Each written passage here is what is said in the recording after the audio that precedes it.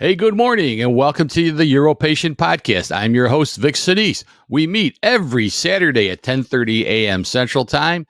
And if you're watching us live, we're on YouTube and Facebook Live every week. And you can always watch our on demand by going to our UroPatient.com website, where you'll find all of our past episodes. Also, the best place to go to get any of our handouts. We've got a bunch of them, so go and check those out. Every program I put out, I have a handout with valuable information for you guys. And this week, we're glad to have Dr. Wayne Quang joining us, and he's going to be talking about a great subject, defending the detrusor. So with that, let's talk a little bit about that engine within us, the bladder, that pump, and how do we begin to optimize it. And so my objective today is to share with you our collective effort to optimize peak performance, to be effective doing the right thing, to be efficient doing things right. And my promise to you is that together as defenders of the detrusor with our cystoscopic swords and our pressure flow shields, that we can accelerate the change away from a drug-first approach to a bladder-centric paradigm for BPH care. And by so doing, we have to first prioritize the preservation of bladder health. And by so doing, we can put an end to the polypharmacy epidemic when we accept the fact that medications are simply a temporizing measure, and we can prevent late-stage BPH.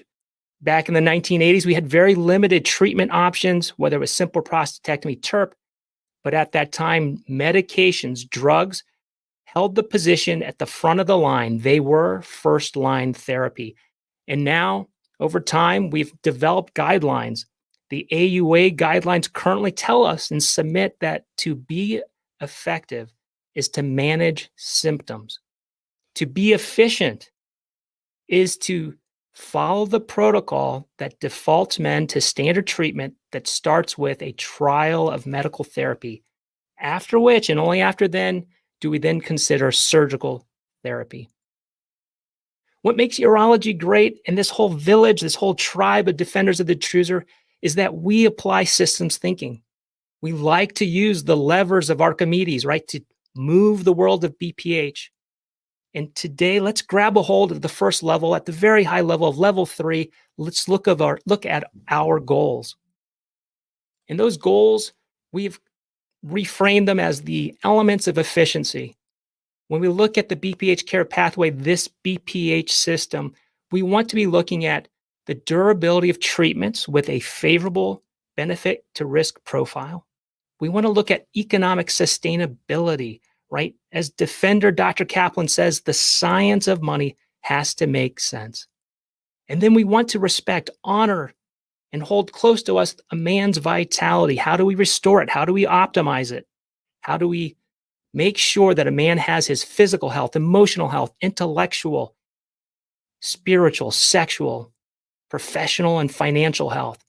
And finally, which we will talk more about, is the window of curability. This element is really important in the pre-treatment phase when we look at the decision-making process for how do we determine the proper timing of deobstruction to maximize the preservation of detrusor function or bladder health.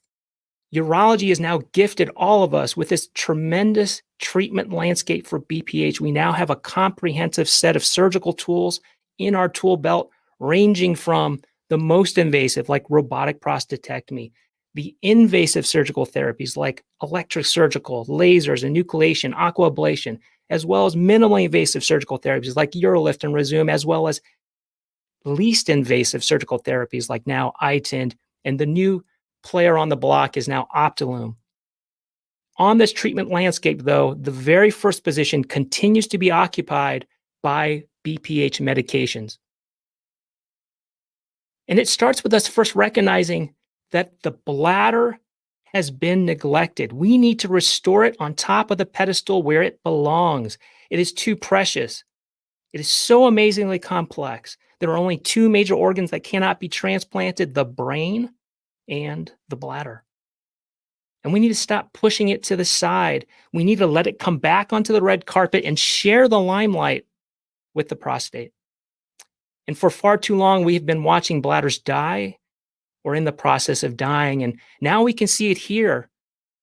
There's a fantastic paper from 2020 from defenders Kaplan, Kohler, and Kausick, the 50,000 non-invasive pressure flow study. Disclosure, I did contribute my data to this data set. And we see, and we have all suspected, as men age, as that prostate donut hole begins to tighten, we see the flows diminish, and reflexively, and the bladder will now begin to increase its compensatory pressures. It has to work harder, it has to squeeze harder, and it squeezes harder and harder until it reaches a peak around the age of 62, after which the bladder begins to decompensate. And so we need to return back to first principles to address this inefficiency in the pre-treatment phase. We need to ask ourselves, is what we thought to be true really true? Is it true that to be effective is to manage symptoms?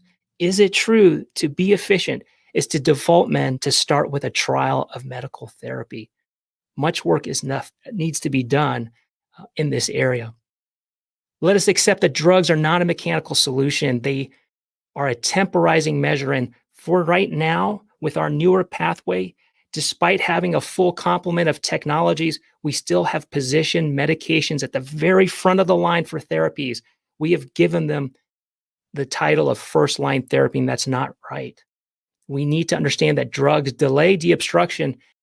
And so we would ask that it's time to rewrite the treatment landscape, and we need to reassign and relegate medications to their proper category, which is really temporizing measures alongside catheters and temporary stents and lifestyle changes and modifiable factors, and recognize they are temporizing measures that buy us time in the pre-treatment phase to accurately and precisely assess the mechanical problem. We will spend a little time on this slide, and I wish the listeners could see it. This is the face of bladder death and dysfunction. At the top left, there is a beautiful, healthy bladder. It's as smooth as a baby's bottom. It's pink, full of hope, and smooth and inviting, and has so much to its future. And then somewhere along the lines, we allow that bladder to fall victim to the villainous constricting evils of the prostate, and allow for trabeculation, those hard ridges running through the bladder like railroads, and then to the point where it's permanently damaged, and we see the pocketing, the cellules, the diverticuli. And it starts with better education. For all patients, we need to be efficient by providing bladder health counseling for all patients early on and upfront. We need to recognize and reinforce that there is only one bladder. It is so amazing, it is not even transplantable. So, Mr. Smith, we need to take care of that. We need to respect that every man has a choice, but they need to understand that every choice has a consequence. They need to know what they should be bothered by. When we look up that word, it is that which we are disturbed about, upset about, worried about. They need to know this, and we need to research these types of pre-treatment concerns. They need to know what's at stake if the choice is made to not take definitive action to deobstruct their prostates. And the timing of obstruction is critical to save their bladders. That decision-making process in the pre-treatment phase is critical. And it starts with predicated on two things. One is that the prostate is a organ that's about the size of a golf ball, but in the shape of a mini donut.